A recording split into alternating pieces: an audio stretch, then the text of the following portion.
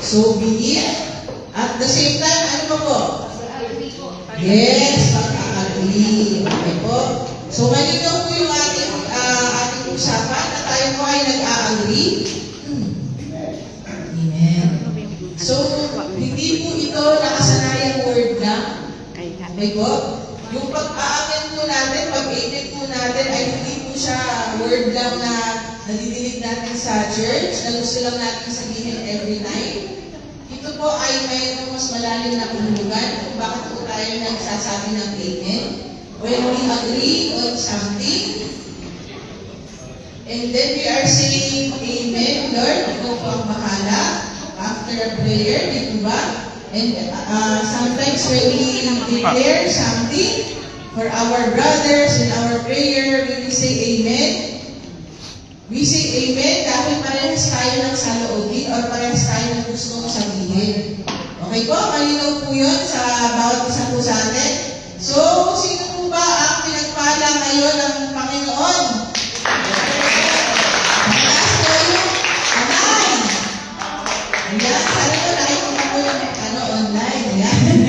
Salamat sa Panginoon. Truly po na ang kalooban po ng Panginoon kahit ang ating dalangin po. Every time na tayo po ay gumigising at binibigyan ng bagong araw ng Panginoon, ang dalangin natin na, Lord, magawa ko sana yung nais mong ipagawa sa akin. Magawa ko sana ang inyong kalooban para sa akin sa araw na to. Ano po ba, Panginoon, kung gusto nyo ipagawa sa akin for this day? Lord, sana po magawa ko po ito. Pero syempre, hindi naman po natin po kaya kung wala po ang presence ng Panginoon, kung wala ang biyaya ng Panginoon para sa atin daily in our lives, na tayo ay nakakapagpatuloy lamang sa biyaya lang ng Panginoon, hindi dahil malakas tayo today, hindi dahil meron tayong physical na pangangatawan, hindi dahil healthy tayo, but ito ay dahil biyaya ng Panginoon sa atin. Di po ba? Dahil ito ay nais ng Panginoon na ibigay sa atin daily in our lives. Di ba po? So ito po ay mga reminder sa atin ng Panginoon for the last week, or this week po na lumipas po sa ating mga buhay. I just want to share with you 3 verses po on how we will respond today. So from Psalms 107 verse 1, give thanks to the Lord for He is good. Ulitin ko po. Give thanks to the Lord for He is good. Amen. Amen. And 1 Thessalonians 5:18, give thanks in all circumstances. Whatever it is that is happening in our lives, sa harap natin, sa likod natin, kaliwat kanan, iba-iba ang nangyayari, but still, we will thank the Lord in all circumstances. Hindi lang sa magagandang circumstances. Ang sabi po dito ay in all circumstances, we will give thanks to the Lord. Whether it is good, not so good, a little bad, worse, kahit ano man po yan, and kahit saan man siya manggaling, we will always thank the Lord. Okay po? And lastly, from Psalms 100, chapter 100, verse 4, we enter His gates with thanksgiving. Amen. Palakpakan po natin ang Panginoon. We have so much to be thankful for. Kaya po tayo ay nandito at sama-sama ngayon. Sa araw na to, we have so many things to be thankful for. Maraming pang bagay ang gagawin ng Panginoon sa buhay ng bawat isa at sa ating pamilya. Okay po? We will claim and we will declare that the Lord will do something good in your life today. Amen. Naniniwala po ba ang lahat dito? Amen. Amen. Salamat po sa Panginoon. Tayo po ang lahat ay magsitayo at tayo po ay manalangin. Yes, Lord. Hallelujah, Lord God, Jesus, Holy Spirit, we welcome you in this place, Father God. Maraming salamat, Panginoon, for continuously giving us, Panginoon, another day to live and experience you, Lord, in our lives. Salamat, Panginoon, for the reasons why we can thank you, God. Salamat, Panginoon, that we can always thank you in all circumstances. And Lord God, we want to thank you because we can praise you anytime. Maraming salamat, Panginoon, dahil ikaw ang dahilan kung bakit po kami naririto at patuloy, Panginoon, nakatayo, Panginoon. Lord God, itong bagay na ito, itong buhay na ito ay biyaya lamang na nagmumula sa iyo. Lord God, hindi po kami karapat-dapat sa kahit anuman pong bagay na ito, but Lord God, you make us worthy of all these things. Salamat, Panginoon, for loving us unconditionally. Salamat, Panginoon, dahil kahit hindi kami kamahal-mahal, Lord God, you still choose to love us. You still choose to bless us. And you always choose to be there for us. Maraming salamat, Panginoon, for reminding us that we have this family in you, Panginoon. Maraming salamat that we can always come before you, pouring our hearts to you,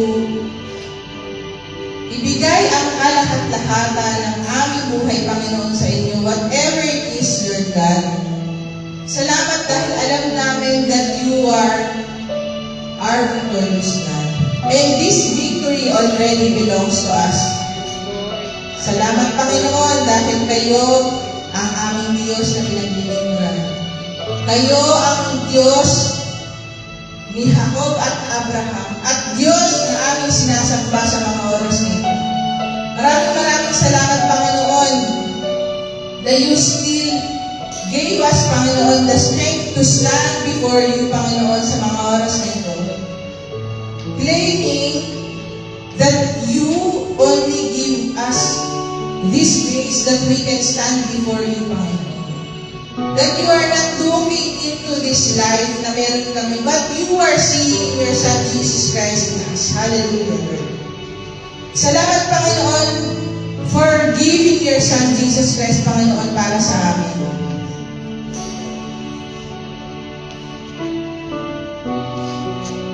Lord God, as we stand, Panginoon, and start this worship, Lord God, patuloy po kami nagpapakumbaba, Panginoon, sa inyong harapan. And Lord God, patawaran niyo kami, Panginoon.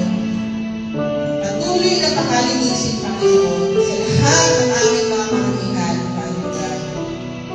That whatever we do and say, Panginoon, sa mga oras na ito, will be pleasing, Panginoon, sa inyo. And Lord God, we pray that you will renew us, Father God. Patuloy niyo po kami, Panginoon, na binabago araw-araw at Lord God, help us. We start from us, Panginoon. As we decide, Panginoon, to move forward, claiming, Lord God, that our lives belongs to you, Father. Lord God, patuloy niyo po kaming hawakan, patuloy niyo po kaming, Panginoon, gabayan sa lahat, Panginoon, ng aming mga gawain, Panginoon. Lord God, lahat ng bagay na aming gagawin, lahat ng bahagi ng programa ng Father God, ay pinagkakatiwala namin, Panginoon, sa inyong paanan. Kayo ang madakila, ang maitaas, mag-glorify, Panginoon, sa umaga nito. Maraming salamat, Panginoon. We give back the glory and the honor. In Jesus' mighty name we pray. Amen. Amen. God bless you. Amen. Sige, patuloy natin ang palakpak natin para sa ating Diyos na buhay. Hallelujah. Amen. Are we blessed? Amen. Yes, napakalakas naman talaga ng amen natin. Talaga namang, lahat po ba tayo na nandito ay nararamdaman ng pagmamahal ng ating Diyos? Amen! Amen! Hallelujah. Ayan, nag-pray pa lang po tayo. Mas nararamdaman po natin ang presensya ng Lord kapag pinakita natin kung paano natin siya purihin at dakilahin sa oras na to. Amen. But before po yun, kailangan i-welcome po natin ang bawat isa. Yakapin po natin sila na may pagmamahal at nagagaling sa ating Diyos na buhay. Amen. Hindi po lahat kami kumipon. I-welcome po natin ang bawat isa sa pilan sa kanya na mahal ka ng ating Diyos.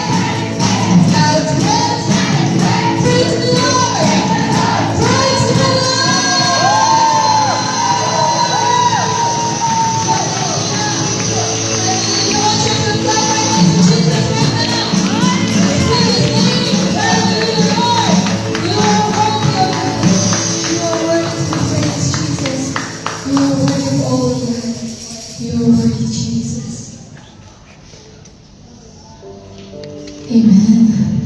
Tuloy nga, Panginoon, na napakasarap sa iyong presensya, Lord. Thank you for your presence right now, God. As we are here, Lord God, we will continue to lift your name on high, Jesus. Come on, church. Do you believe that we are praising a holy God right now? Amen. We are praising a holy God. That's why He deserves all the glory. Amen. He deserves all the power. Amen. He deserves all the adoration right now. So right now, ang gusto ng Panginoon sa atin is let's surrender ourselves to Jesus. Kasi kung ating pong titignan, hindi pumunta ang Lord dito para bigyan tayo ng comfortable life. Pumunta siya dito to be more like Him. Amen. Amen. That's why we are here, to give Him the highest praises, the highest worship and adoration belongs to our God. So Father God, we believe, Lord God, that you are already seated in your throne, that your word belongs, Father God. And we believe, Lord God, that you're in the midst of us, Lord God, listening to our praises and worship, Lord. Lord, we humble ourselves before you, God. Wala po kami may pagmamalaki sa iyo, Panginoon. Ang magagawa lang po namin sa oras na ito, Lord God, is to lift your name on high. Let's join the heaven as we declare that He is worthy of it all. He is worthy to be praised. He is worthy. He is worthy. His name is worthy. Come on, church. Can we clap our hands to our God? Yes, Lord. Hallelujah. You are worthy, Jesus. You are worthy.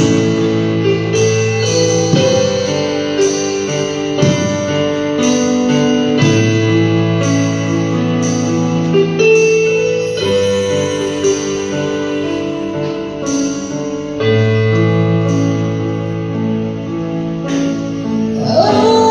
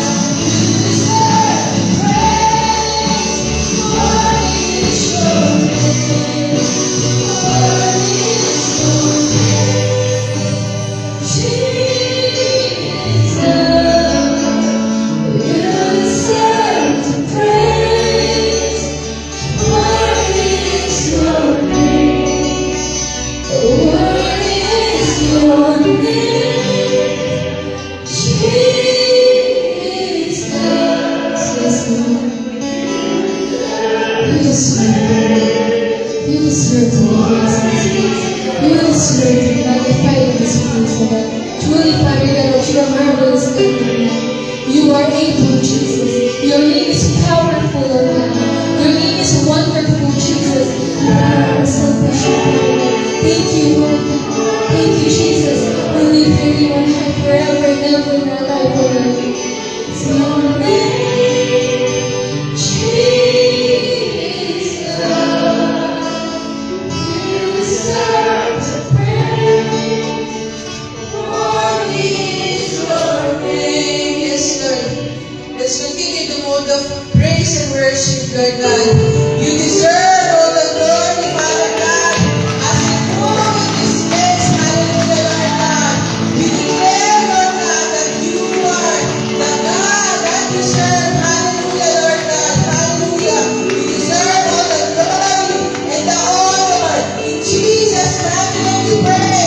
Everybody will say, Amen. Amen. Amen. Hallelujah. Hallelujah.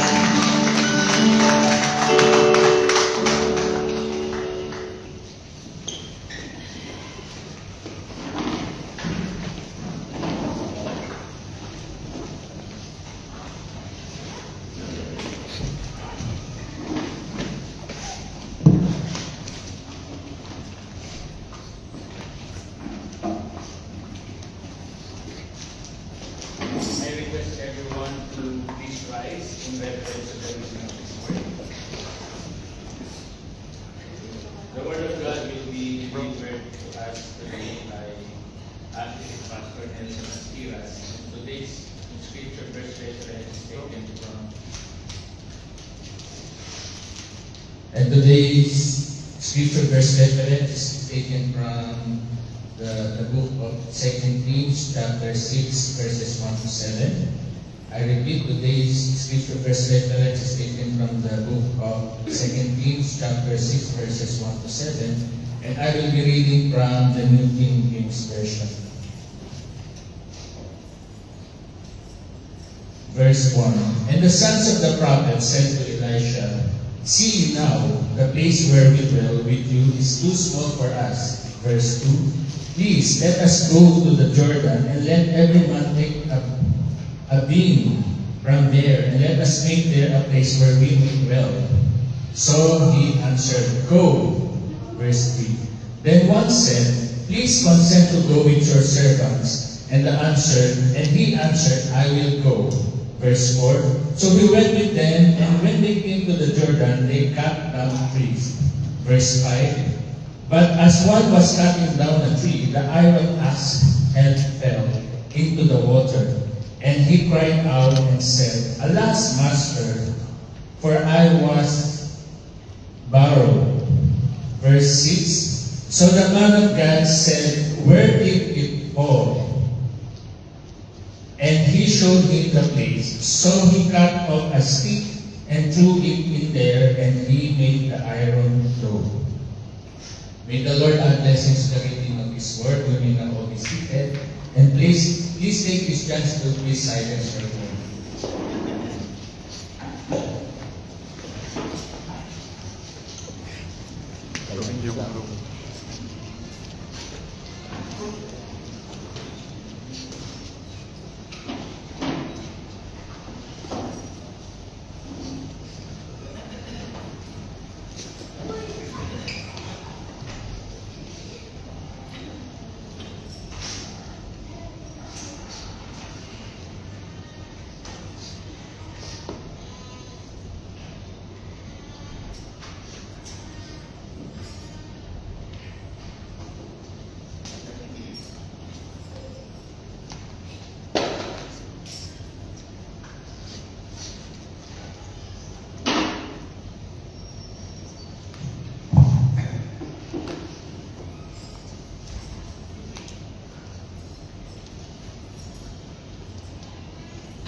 Magandang umaga po sa inyong lahat.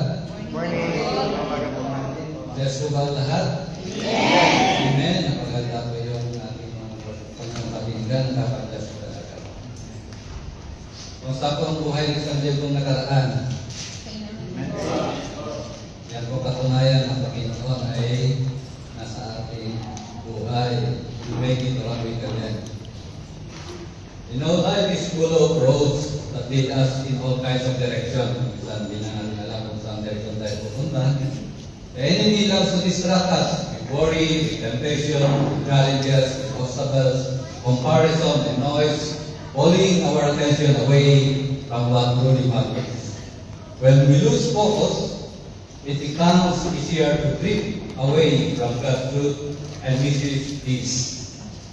Staying alert does not mean living in fear, but it means using daily to keep our eyes on Jesus, kaya ang ating hata.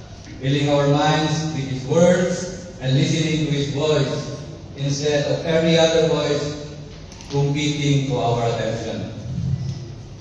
Every step we take, every challenge we face, and every joy we experience can bring us closer to Him if we keep our eyes fixed on Jesus. When we stay close to God, distractions lose their power. And we can walk with clarity, we can walk with strength and confidence in His guidance.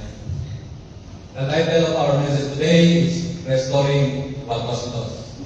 And it was taken from the 2 Kings chapter 6, verse 1 to 7. Let us pray. Heavenly Father, we come before you, acknowledging that sometimes we lose our focus, we lose our effectiveness, or find ourselves in deep waters of distress.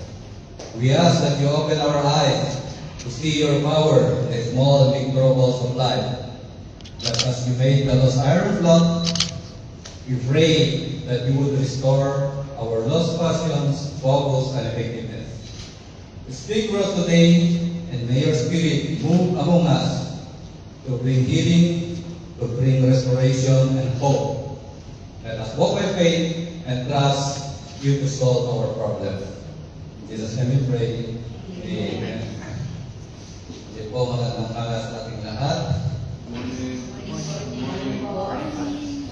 The 2 Kings is our reference today. In the tapestry of the Old Testament, where narratives of epic battles, roaring prophets, and shifting empires always dominate, the story of Elisha and the floating axe stands as a quiet, shivering jewel.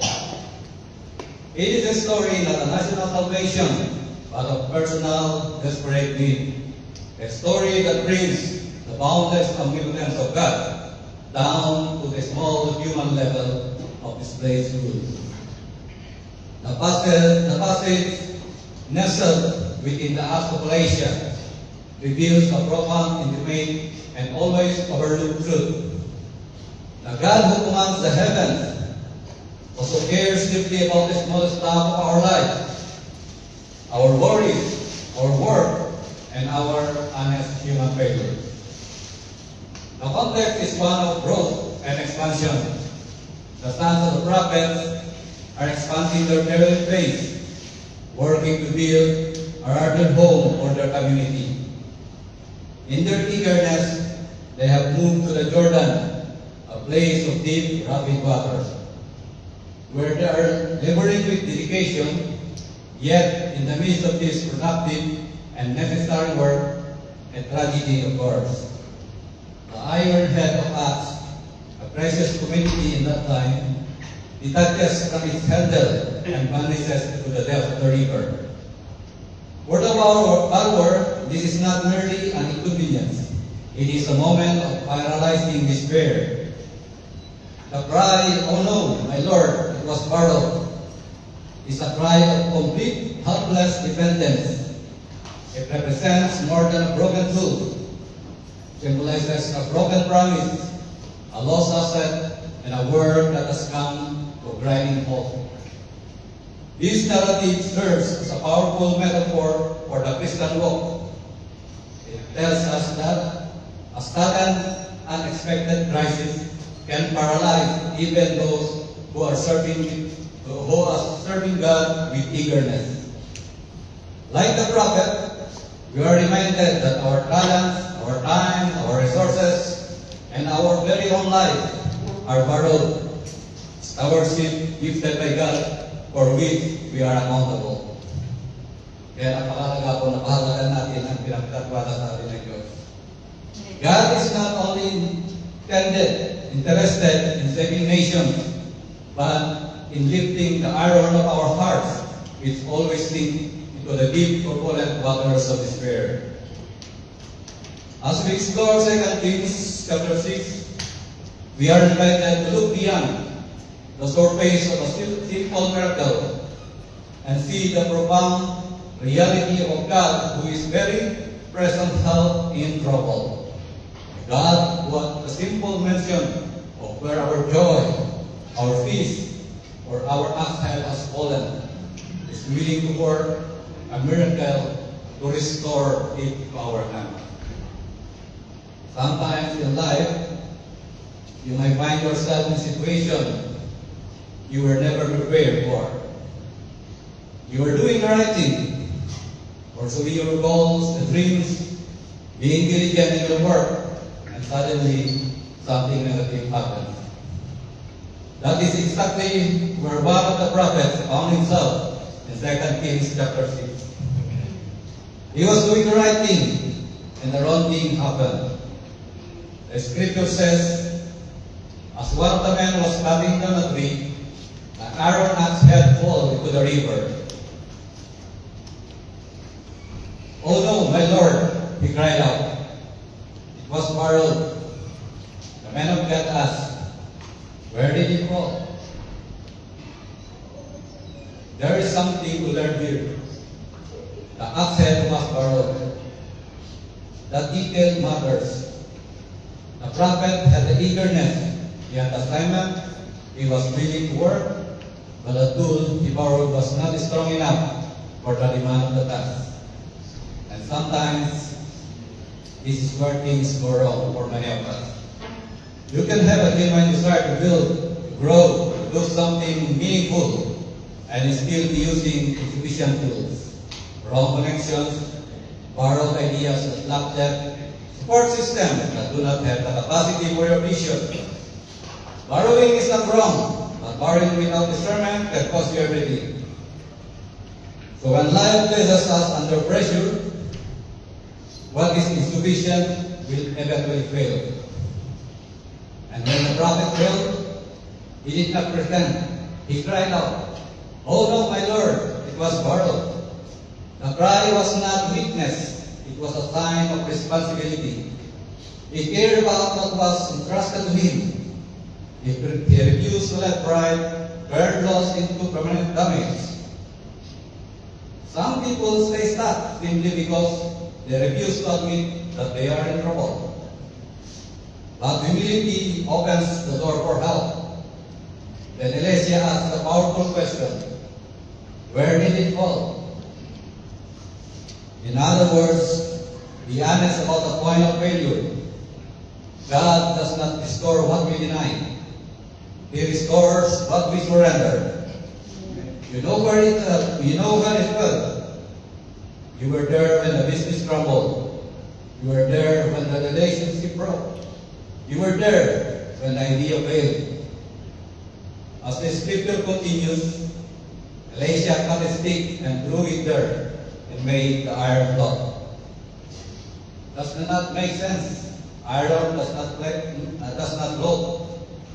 This was not a human effort. It was God stepping in where human ability ended. Sometimes God's solution will not align with logic, but obedience to divine instruction creates room for the miracle. The miracle did not end with the axe head floating. The Bible says, then he said, "Dig it up." And the man reached out his hand and took it. You were there when it fell, and you will be there when it rises again. You will pick up what you thought was lost. You will recover without shame. What was borrowed will be returned. What sunk will surface again. What fell is not finished. God is restoring it, and you will pick it up again. 2 Kings chapter 6, verse 5 to 7. where Elisha causes a borrowed iron axe to float, teaches that God cares about the small, stressful, and practical details of daily life. Kahit gaano kaliit ang iyong problema, tuluyan sa Diyos, mahal ka niya. Not just being spiritual issues, it highlights that God can restore lost productivity, emphasizes responsibility for borrowed items, and demonstrate that He can intervene in natural limitations. The prophet was distressed over a lost borrowed item, representing everyday personal stressors. Araw-araw natin yung struggle sa buhay. The story is courageous, bringing small anxieties to God, believing He cares about minor crises. Kaya kahit gaano kaliit ang iyong pinagdaan ng problema, ilapit niya sa Diyos. Because He cares for you. The lost axe head symbolizes a loss of spiritual, emotional, or personal effectiveness. The miracle signifies that God can restore passion, can restore motivation, and capability of someone who has become ineffective. The phrase "it was borrowed" highlights the importance of caring for other people's property and having integrity in financial or material responsibilities. The prophet realized he could not retrieve the axe himself and immediately asked for help, illustrating humility and the need to rely on divine intervention when facing impossible situations. The incident reminds believers, just like you and me, that God is not bound by natural laws, offering hope that He can create solutions where none seem to exist. The story serves as a reminder to take care of what has been entrusted to you. Your life, your time, your talent, your skills, your wealth, your resources, whatever it is. And to look for God's guidance when you have lost your ability to function effectively. The story of the floating axe head is a perhaps unexpected yet profoundly beautiful illustration of divine intimacy and tender providence. It serves as a powerful reminder that God is not just the God of the big miraculous moments, the parting of the seas or the falling down of fire, but He is also the God of the small, intimate details of our lives. Kahit kaano kaliit ang ating problema, mahal tayo ng Diyos. The young prophet was distraught not merely because he lost a tool, but because it was borrowed. In that time, such a loss meant a crushing and payable debt. Yet God demonstrated that He cares about the small stuff, our anxieties, our frustrations that arise in our daily life. The story instructs us that no burden is too small to bring to Him, and no problem is too insignificant for His attention. When Elisha asked, "Where did it fall?" it is a call to honest, specific confession. The restoration of the axe head happened at the exact spot it was lost. Spiritually, this invites us to identify exactly where we have lost our cutting edge, where we have allowed our devotion to sleep, where we have become self-dependent, or where we have compromised in our work. God invites us to return to that spot, confess our helplessness, and allow Him to begin the recovery process. The method of recovery, casting a stick into the water to bring up the iron, is a beautiful, poetic picture of the cross of Christ. The iron is heavy and sunken, represents the soul bound by sin, sinking into the depth, unable to save itself. The wood, the cross, applied to the water of judgment, brings the iron back to the surface. It is a picture of Christ who went down to the depth of death to raise up the lost, broken, and powerless. Finally, Elisha tells to them, "Take it up." The miracle was completed by God, but the recovery required the prophet to reach out his hand and take it. We must personally grab hold of the restoration, the grace, and the power that God offers us. It requires us to move from despair to action, trusting that what was lost can be fully recovered and put back to work. In conclusion, let us therefore not be afraid to bring our borrowed, lost, or broken access to the Lord. If the situation is beyond our human ability, it is perfect for His divine intervention.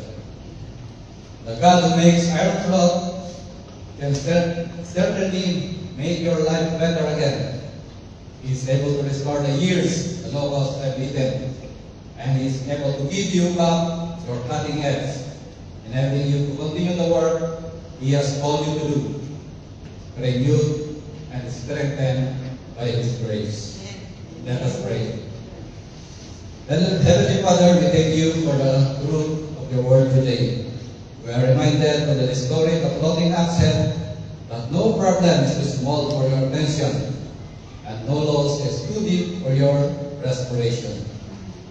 Lord, if any of us have lost our cutting edge, our passion, our strength, our joy, or our effectiveness, we ask that you would perform a miracle of recovery in our lives.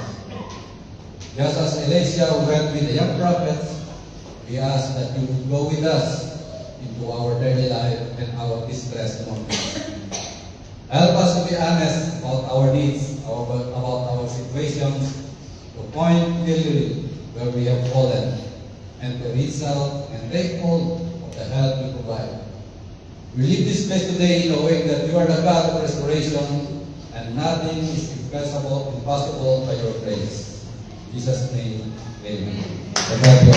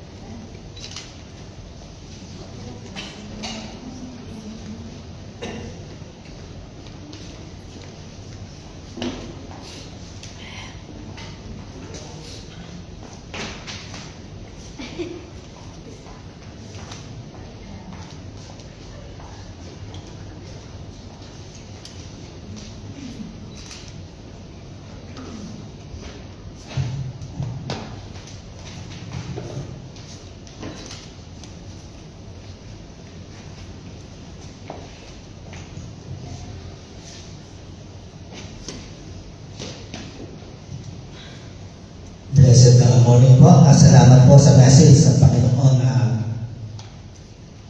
nating impossible sa Kanya. Lahat ay pwede mangyari pagkalooban niya.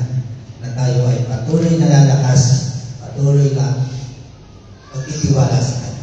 Ngayon po ay unang araw, unang linggo ng ganito kung saan ito po ay ating ginagalang lagi ang pag-alaala natin sa ginawa ng Panginoon sa krus ng Kalbaryo. Bago po lahat, ayan po basahin ko ang nais ng Panginoon sa buhay natin bago po tayo mag-worship.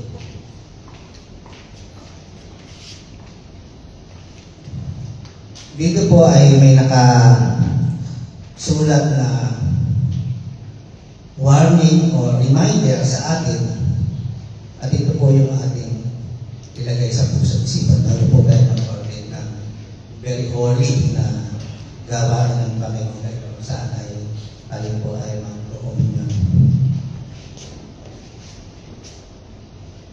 Ang sabi po dito, therefore, whoever eats this bread or drinks this cup the Lord an unworthy manner, he will be guilty of the body and blood of the Lord. Pagka po tayo nag-partake dito na unworthy, hindi karapat-dapat. Kaya po tayo, sa oras po tayo may pasaliksik natin ang puso natin sa Panginoon. Transparent po tayo dahil wala tayong may ilihim sa Panginoon ng lahat ay kaya. Iyan po, siya po'y Diyos kapangyarihan.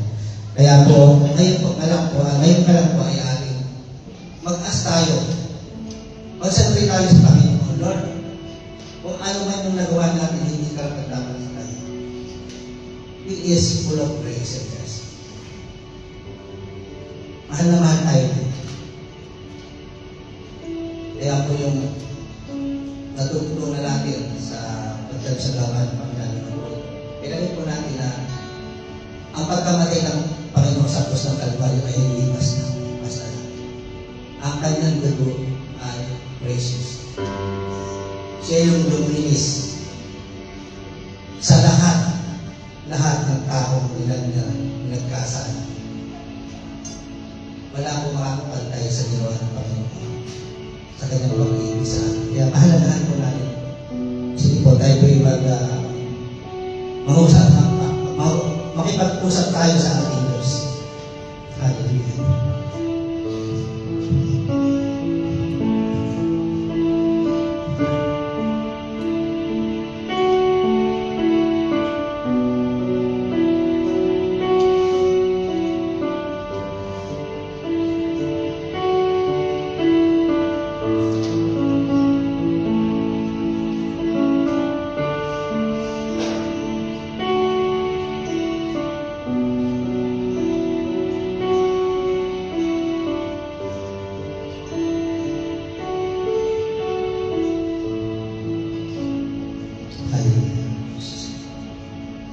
Kaya ang tawagan po si Diyos.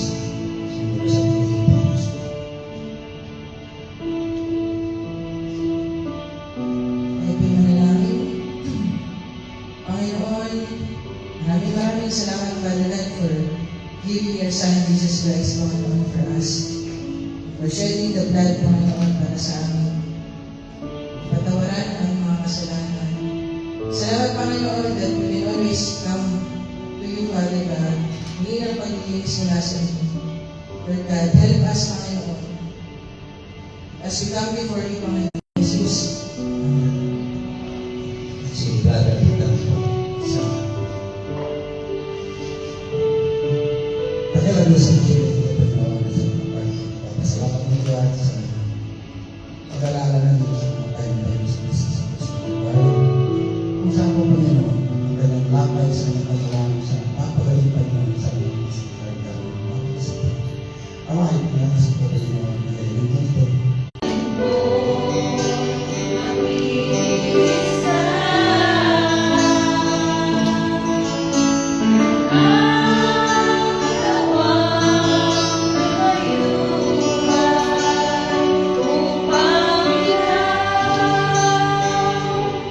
Ay,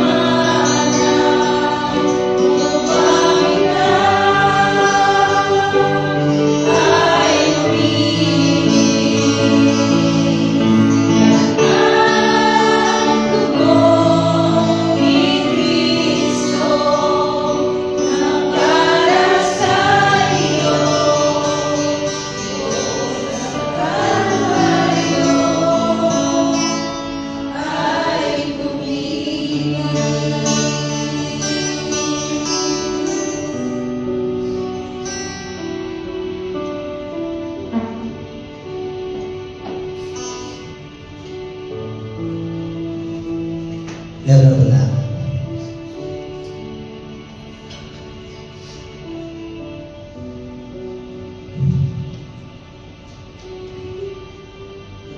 For I received from the Lord that which I also delivered to you, that the Lord Jesus, on the same night in which he was betrayed, took a bread, and when he had given thanks, he broke it and said, "Take it, this is my body, which is broken for you. Do this in remembrance of me."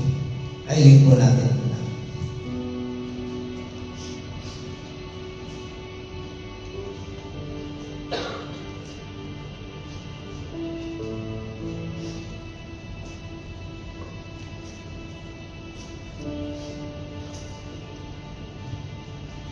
In the same manner, he also took a cup after supper, saying, "This cup is the new covenant in my blood.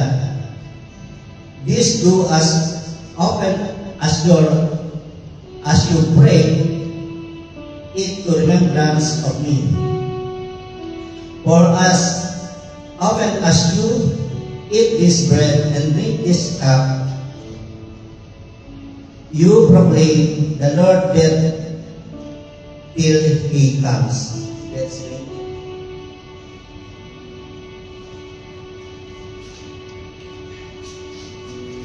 Let us pray. Hallelujah.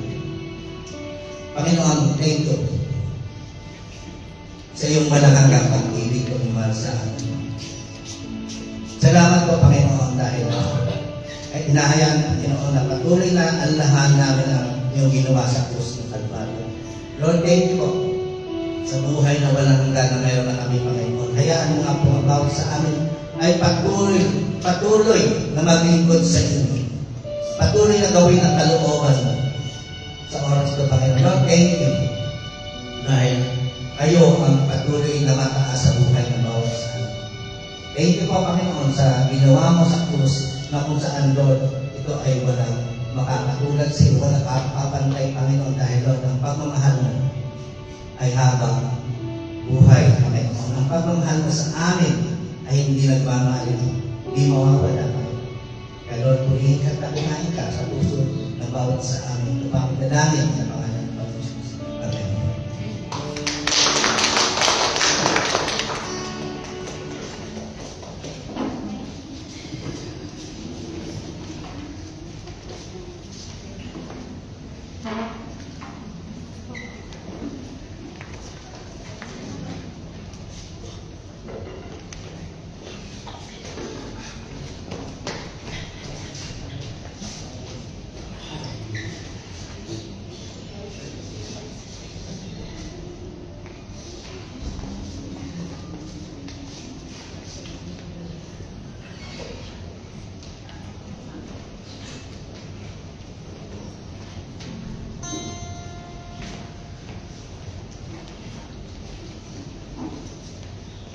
Amen.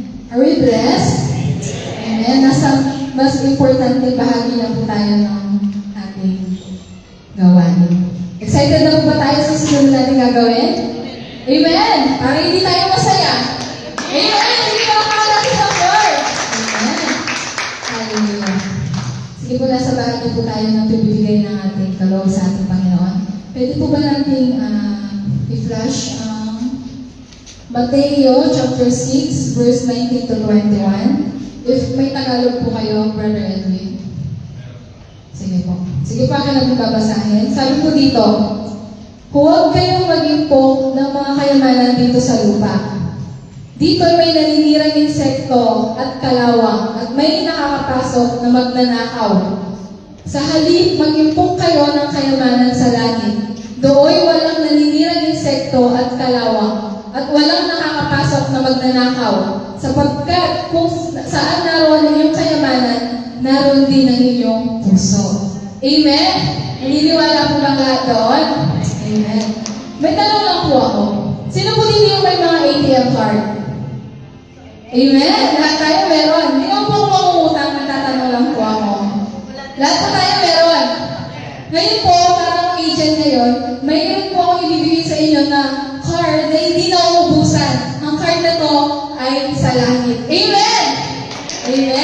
Sabi po dito sa salita ng Lord,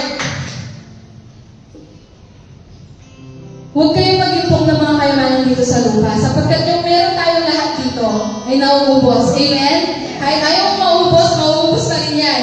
Pero yung iniipon natin para sa Lord, na itong sinishare ko sa inyo ngayon, na iniipon natin para sa Panginoon, ay hindi mauubos. Kaya dapat, nandito pa lang po tayo sa lupa, nagsisave na tayo.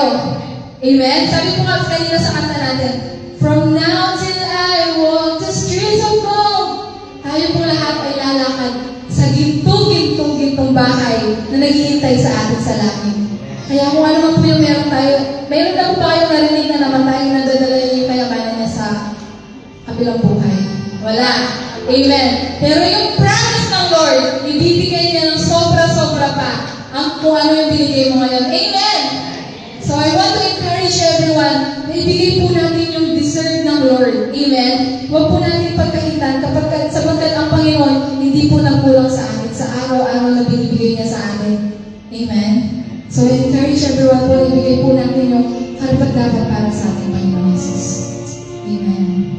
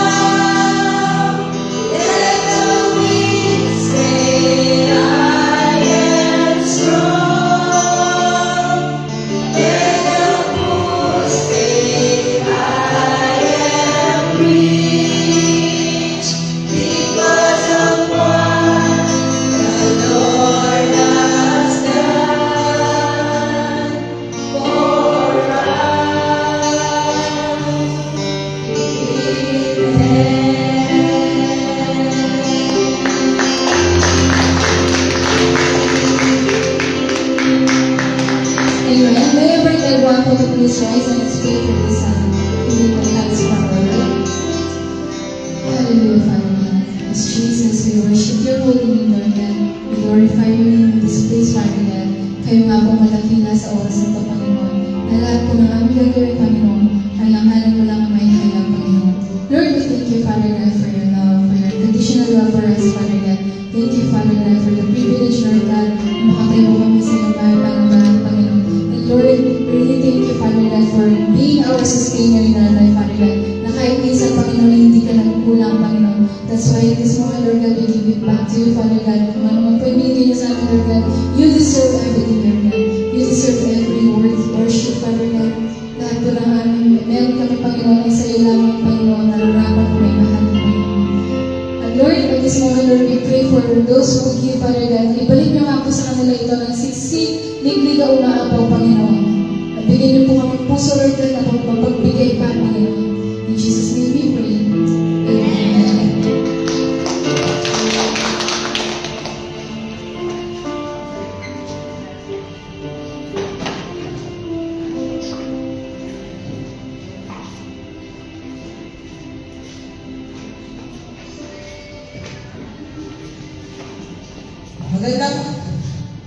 Magandang umaga po sa ating lahat ulit. Ay, bilog na. Yeah, magandang umaga po ulit sa ating lahat. Okay po, get 1/4 sheet of paper. Okay po, ready na po ba kayo? Amen! Ay, isa lang ang ready. Isa din, sila nag-review. Okay po, ngayon po dadako na po tayo sa ating mga pagbabalita muna at mga pagbati. Palakpakan po natin ang Panginoon sa mga nag-celebrate po ng kanilang mga kaarawan this week at nagse-celebrate po ng kanyang birthday today. Palakpakan po natin ang Panginoon. Yes. Isang taon po ulit na dinagdag niya sa buhay ng ating mga kapatid. Naanilahan ko po dito sa harapan si Sister Bea. Ayan, palakpakan po natin ang Panginoon. Then po, online, baka po kasama natin si Brother Boxky online. Happy birthday, Brother Boxky. Yes, and today po, ang birthday po ni Sister Juliet. Happy birthday po. Tawagin po natin si Brother Vic para po ipag-pray po yung ating mga celebrators. Sino pa po yung nag-birthday? Hindi po siguro nabanggit. Wala na po. Si Bong tapos. Opo, saka si napag-pray na natin Pag-pray na si sila. Bong. Okay, so ngayon po, represent ng Brother Vic. We will pray po para sa ating mga kapatid na nag-celebrate at nagse-celebrate po ng kanilang mga birthday. Parang Panginoon, itas ko sa mga at ating Douglas at ating kapatid. Akilang Diyos ng Espiritu ng pasawalan Panginoon sa araw na ito. Kung bakit yung saan ko, minsan ko ang Panginoon, pinagdag mo ang sa pang-taon Panginoon sa buhay ko na yung mga kapatid sa Elias, sa Jory Panginoon. Kung saan ang Diyos ito po ang kapatid Panginoon sa pagkakas ng buhay. Kaya sa mga sandali ito Panginoon, dalangin namin ang God na pagtuloy na pag-iikan sa kanila o sa lahat ng kanyang mga anak. At iba, pag-ilunawan ito sa kanila na kung akala Panginoon sa mga kanila. Ang Panginoon kung saan ko ay hindi na Panginoon ang bagong taon sa kanilang buhay Panginoon. Lord, dalangin namin ang Diyos na nagulagulawa ang mga anak na ito Panginoon ay ang sa kanyang at po Diyos ang away ko na hindi makapangyari sa kanyang Panginoon, makapangyari sa pagkat sa kanyang mga anak Panginoon na nagtitiwala sa inyo. Kaya sa araw na ito, Panginoon, ay ating tinataas sa inyo ang mga buhay God. Dalangin namin ang Diyos na ito ang pagtuloy nawa, Panginoon, na mag-iingat sa kanilang mula sa araw ito hanggang sa darating pang mga taong Panginoon kung saan o Diyos sila may lalakad na maayon sa ilang lugar. Lord, dalangin ng Panginoon na ito ang pagtuloy na mag-iingat sa kanila at itulong sa kanila Panginoon ng mga bagay Panginoon na nagmula lamang sa inyo upang sa ngayon Panginoon ang mga Panginoon ang mga bawal sa Panginoon na meron sila ito magagabit lamang sa tayo kapulihan Panginoon. Lord, dalangin namin Panginoon na ang iyong lang na dito Panginoon na itunay pa o Diyos na kitulong sa kanilang buhay upang sa ngayon Panginoon na naman mga sakit na ramdaman ay walang kong kapangyarihan na dumako sa kanilang Panginoon. Ingatan sa lang Panginoon na kanilang mga mahal sa buhay sa Pilipinas. Lord, tunay po na ang mga anak na ito Panginoon ay nakikita mo ang mga puso kung paano po sila Panginoon sa buhay sa inyo. Kaya sa araw na ito Panginoon ay aming pinagkakatiwala sa inyo ang buhay ng kapatid namin na si Sylvia at si Sylvia Panginoon na ikaw punawa Panginoon sa mga sa bawat lakad nila Panginoon sa bawat gawa nila makamay Panginoon ng mga pagpapala Panginoon ay tunay na lubungo sa kanila mula sa araw ito hanggang sa mga panahon kung saan Panginoon sila ay magbibigay sa inyo. Bilang din namin. Salamat po at tunay po Panginoon na sa iyo, sa kanilang buhay, wala po kami may kagyan po na babalik sa inyo. Kundi patuloy ka naman po inakilahin sa iyong paglalakyan. Kaya po kami dalangin sa pangalan ko ng Panginoon Jesus. Amen. Amen. Happy birthday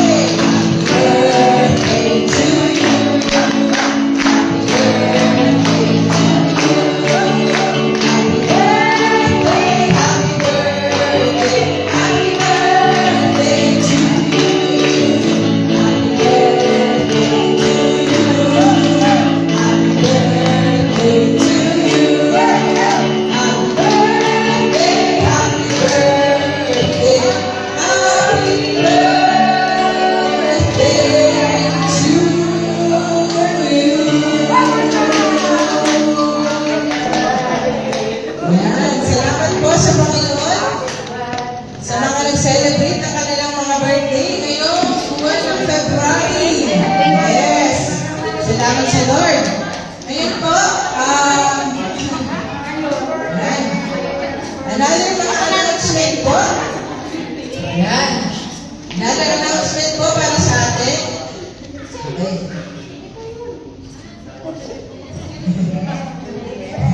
Okay po. Ang susunod po natin announcement, Bible study po sa Tugdi.